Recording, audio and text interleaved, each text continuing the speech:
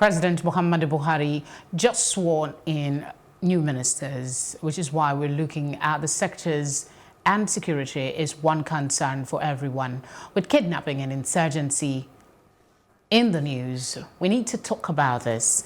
So joining me to have a conversation about how we can improve on the security architecture and personnel in this country, I have with me, rejoining us from a previous segment, Rahman Adebiyi, a political analyst. Glad you could join us. Thank you. And of course, we have Fikunayomi, Aluko. He's a cybersecurity officer. Did I, expert rather. Did I get the name? You tried. Thank you so much for your time today. Thanks for having me. Let's set things off. I've been asking the question about agenda setting. We have a myriad of security challenges in this country. I'll pose that same question to you again. We have a defense minister. We have the chief security officer, Buhari. He's been in that position, but now we have a different defense minister. If we were to set an agenda for the next 4 years as it affects the security in this country, what will be in it? First is we need to improve on our security, the security architecture of Nigeria. Second, we need to improve the morale of the men. The men, I keep saying the men. The morale is so low right now. The minister, even the army chief has said it, the morale of the men is low. And then we need to provide more resource for them. More resource in terms of equipment, because when you watch a lot of things we've seen on the internet, the men are complaining of lack of resources, lack of tools to engage the bandits, to engage the kidnappers, to engage Boko Haram and what have you. And then thirdly is that overall, there needs to be improved welfareism for these people, because welfareism is for the men at the battlefront and for their families as well. When all this is put together, you begin to have an holistic system of people that will render service, and they will help government fulfill one responsibility: protection of life and property. And when that is done, the environment becomes safe, economy will boom, a lot of things will be secured and guaranteed, and the country will become, rival.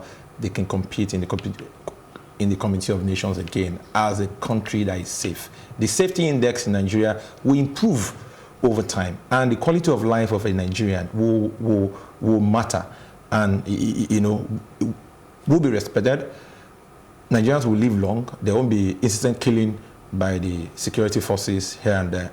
And overall, Nigerian people will value themselves again and see themselves as human beings, not as animals. All right. You're a security guy. You know cybersecurity a lot more than other aspects. So I'm going to ask you, the country has evolved. We live, if I'm not exaggerating, 90% of our lives now in cyberspace. How do you think this administration can allow for, more security online? And we had recently a case of fraud. The FBI, about 77 Nigerians were involved in that scenario. So how can we check this in the next 4 years? Now, obviously, the cyberspace is becoming paramount to security of a nation. Now, before, war had been by bullet, gun, now it's moving to technology. Because with technology, countries that are powered by electronic, by grid, you can shut down the grid via your computer, from your phone. So now, security is going beyond gun, doing it manually, crude. We are going with advanced, and that's why security is not just all about fraud. We heard about this issue of fraud, and we're trying to say, oh, Nigeria image is being in the public, we need to up this image. Although we have a negative narrative already in the international world, that Nigeria, there are people that you can't be trusted of this. And then doing this now, people think, oh, what is going to be in the public about Nigeria? But I think where we need to come from is to be strategic about this. There are principles and there are processes that need to be put in place as a country to ensure cyberspace that is secure in Nigeria. Beyond that, there should be a depth of orientation. People now go online and they have their identity something pattern to them, their financial information.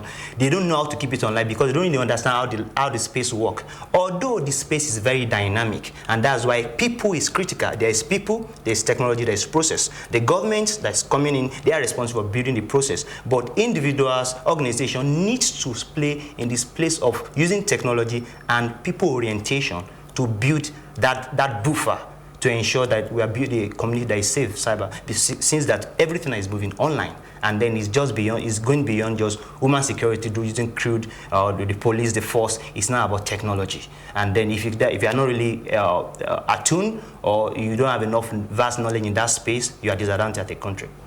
Okay, the crisis group in a recent report says Nigeria's military is in distress.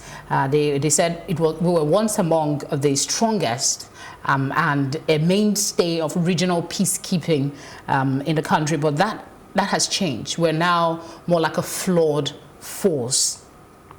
The question I want to ask is, what, in your opinion, is among the biggest challenges should this government choose to embark on reforms? I'll come to you. From my point of view, the government has a role to secure the life and property of the people.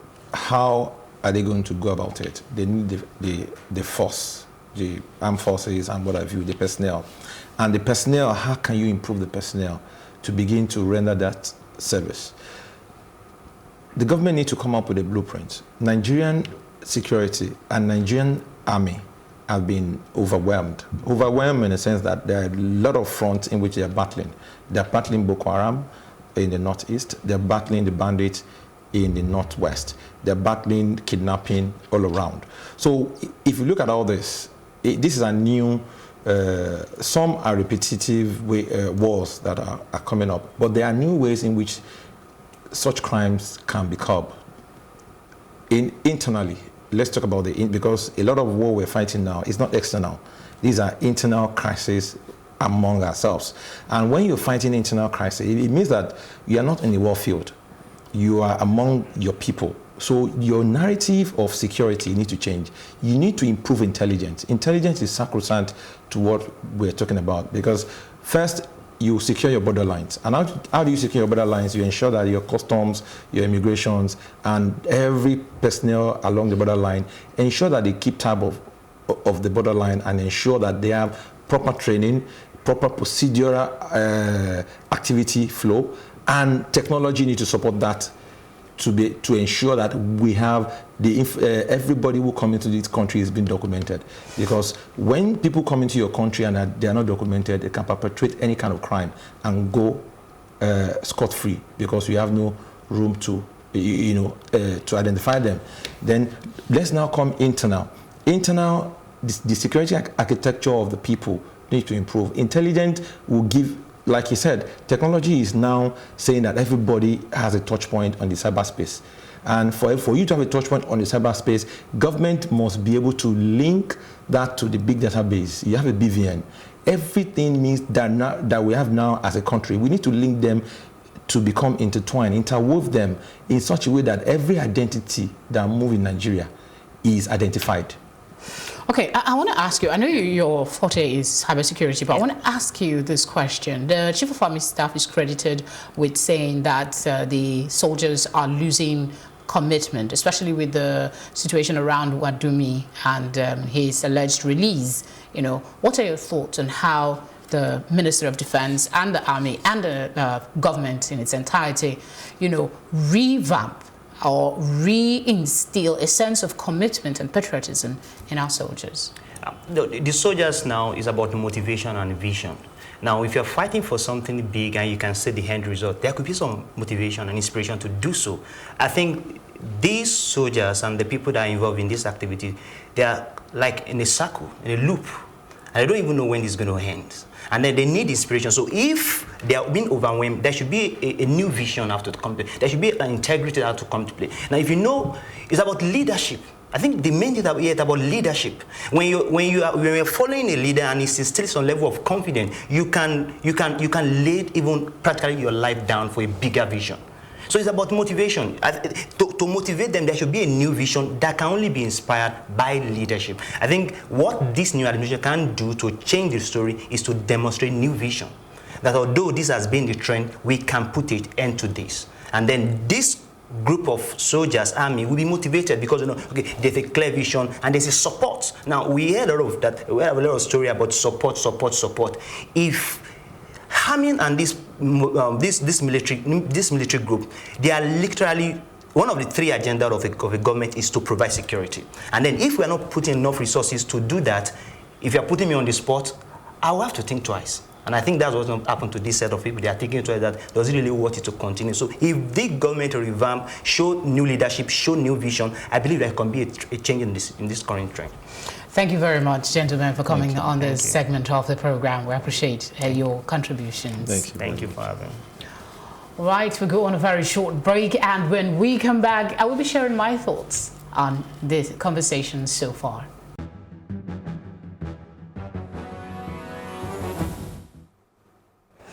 President Muhammadu Buhari at the swearing-in ceremony reminded the new ministers that a core objective of his administration remains to improve security, achieve diversified, inclusive economic growth, and to fight corruption.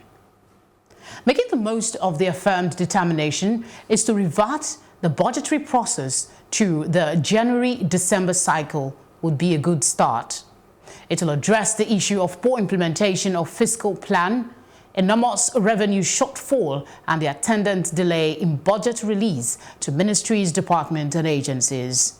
While the fight against insurgency in the Northeast remains a major task for the new defense minister, he also needs to act swiftly to address the public backlash following the recent killing of policemen in Taraba State, as well as the shooting and killing of civilians in Lagos and Abia State. Let's not forget the issue of banditry, kidnapping for ransom, and rising ethnic tensions. The Education Minister also has his plate full, from finding ways to curb the seeming endless strikes by the Academic Staff Union of Universities to addressing the number of out-of-school children, among other sundry issues. These are just select areas. You and I know that there are much more issues than any one program can cover, but it is hoped that our guests tonight were able to provide some insight into some of these key issues that needs attention. It remains our collective role to continue to ask questions, to provide our leaders with pointers to enhance their performance, and to keep them on their toes with constructive criticism. We must hold hope high that these new ministers will serve Nigeria well. And that's our program tonight. Until next time, be well.